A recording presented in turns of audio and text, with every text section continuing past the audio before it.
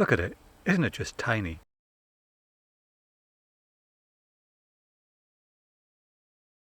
Hello and welcome to Cawfields in the Northumberland National Park in Hadrian's Wall country. And I'm here today to talk about the CHUZHAO, this camera here. It was bought for me by Mrs. T as a silver wedding anniversary present. And according to the strap, it's a first camera for young people. Well, I'm not a young person and it's not my first camera, so we'll see about that. And I'm here just to have fun with it, just to see what it can do, what it can't do. Explore this location, which I highly recommend. It's a great spot. But first, a history lesson. Why is it shaped like this? This is a Lubitel 2, made in Russia during the Soviet Union period, probably in the 60s or early 70s. It's a twin lens reflex, and it's very satisfying to pop open the shutter like that. It was manufactured in its millions. I believe that it was very popular with students, amateurs, people just starting out with photography, and it's actually quite a pleasing thing to hold. There are two lenses on this camera. The bottom lens is the lens that actually takes the picture. That's the one that projects light onto the film inside the camera. This lens projects light onto a mirror, which is then reflected into a ground glass viewfinder, and they're mechanically linked, so as you turn one, the other turns. And that means you can see how the image is focused in the viewfinder. It's quite a simple system, but it's very effective. There are also the usual controls, shutter speed and aperture. And to take the picture, you just cock the shutter, press the shutter button. Now this camera has never worked in all the time I've had it. It's basically just a very, very dusty paperweight, but I really like it. It's quite a classic shape, and it's quite an attractive thing, despite its obvious cheapness in terms of construction. Let's see if the CHUZHAO is this camera's spiritual successor. The CHUZHAO isn't the film camera, it's fully digital, and I'll pop the specifications on screen now. It's actually a bit of a pretender. Only one of these lenses is actually a lens, the other one is just a dummy. It's the bottom lens, that's the taking lens. This one's just for show, but it sort of mimics the TLR style of the Lubitel and other cameras of that ilk quite nicely. It looks like almost a miniature Rolly, which was a really high-end TLR camera of its day. The Lubitel, like all twin lens reflex cameras, shoots square images, 6 by 6 centimeters. The CHUZHAO also shoots square images, so it very much fits into that mold. I'm no longer at Cawfields, and I'm wearing a different colour t-shirt. But anyway, I thought it'd be useful to go through the camera, its controls, and what you can expect when shooting with it. Just like the Lubitel, you pop the viewfinder cover up like so. It's quite a strange little set of almost origami metalwork at the back here. To close it again, you just pinch in these two sides here, push that, and then close. This is the on-off button. A long press turns the camera on, and then another long press turns it back off again. In shooting mode, whether that be still or video, a short press switches between colour and black and white. To take a picture, press the shutter button like so, or if you hold the button down for a few seconds, the camera starts recording video. Now, I'm not entirely sure what the limitations are on record time. I suspect it's either how much charge you have in the battery or the capacity of your memory card. We'll give that a go at some point, I think. And then to stop recording video, you just press the button once more.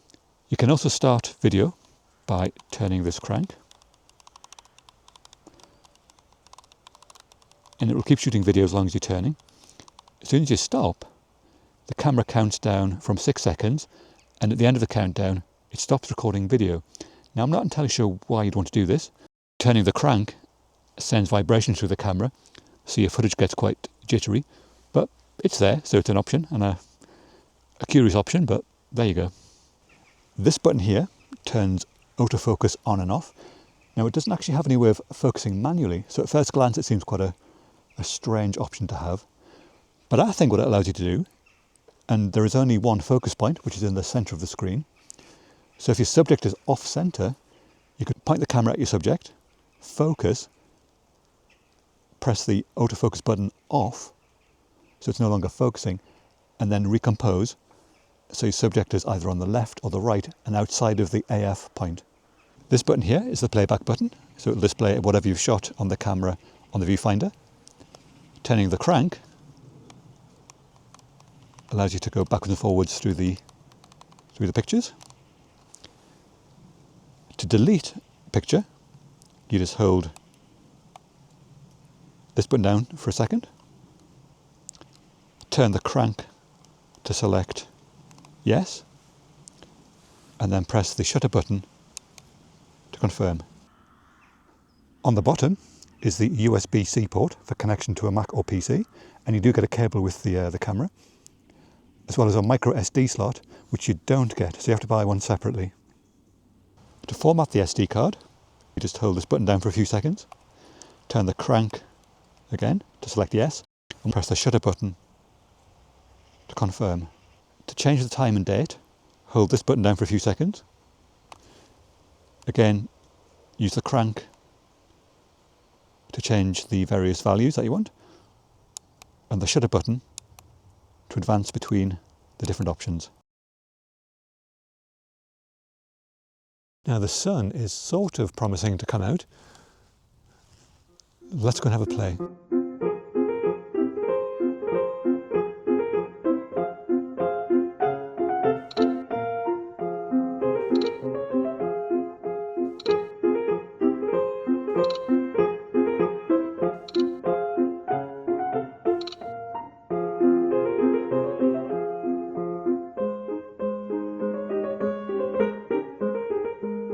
Well, yeah, the sun never came out, but I had fun anyway. Now, there are one or two little quirks about this camera. The first is common to all twins lens reflex cameras, in that you have to look down at the viewfinder, which means you can't really use it at sort of head height. There are no exposure controls, so if an image is too bright or too dark, there's not much you can do about it, except recompose possibly. The controls are quite small. I mean, I think this is designed for children, so that's probably an unfair criticism. But I did find myself pressing the wrong buttons at times. And finally, for the moment, the screen isn't that bright, so in bright light it's quite tricky to see. And not that I've had much bright light this afternoon. But apart from that, yep, I'm enjoying it so far. I'm going to take it to somewhere else, see what we can shoot a bit further up this path. When I arrived here this morning, the skies were blue, the sun was out, and it was actually quite warm. Within about 3 minutes, as soon as I got my camera out, the clouds came in, and ever since then I've not seen the sun. It's actually looking quite stormy now. I'm wondering whether it is going to rain. We'll see. This seems to be the story of my life. I seem to arrive at locations, and then, then the weather closes in. Whether it's just me or not, whether there's something that I've done in a former life that I deserve this, I don't know.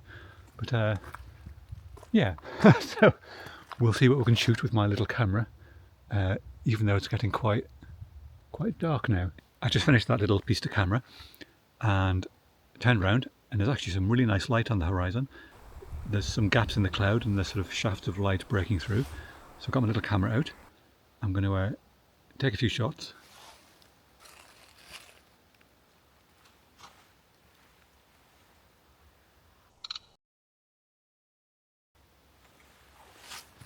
So like I say, there's no exposure compensation, so whatever the camera exposes, that's that. It's not cupping that well with that bright patches of light in the cloud. It's burning out, but you know, it's a really cheap camera. But it was a very, very nice gift, so thank you. I might get the proper camera out actually, thinking about it. This is no reflection on the camera, but I find square images quite hard to compose. I'm not sure why, it's just a sort of weird blind spot that I have. Now I like Micro Four Thirds cameras, that sort of squarish rectangle, but 1:1, your actual square. No, I find that strangely odd, strangely tricky. What do I think of the CHUZHAO? Well, I have seen some images shot previously, and to be honest, they're pretty terrible. There's no dynamic range to the camera. It's JPEG only, and the compression on the JPEG is relatively high. Everything's very smeary. But for some reason, it appeals. And I think it's a bit like a Holga. Now, a Holga was a medium format camera of yesteryear, which was pretty awful. Terrible lens, very plastic construction, but it had something about it. There was a certain quality which really grabbed people's imaginations. And I think this is sort of equivalent, though perhaps not quite as down market as the Holga. So, despite its many quirks and flaws, I actually quite like it. And I think it's a fun camera. I wouldn't use it professionally, at least not if I wanted to get repeat work afterwards. But I'm going to keep it. It was a gift, obviously, so I have to keep it. And I'm going to use it for days out when I'm not going to be thinking too seriously. So yeah, I like it. I recommend it if you want some fun. If you really want image quality, look elsewhere. Well, I hope you've enjoyed that video, which is a little bit different, I think. I'm getting cold.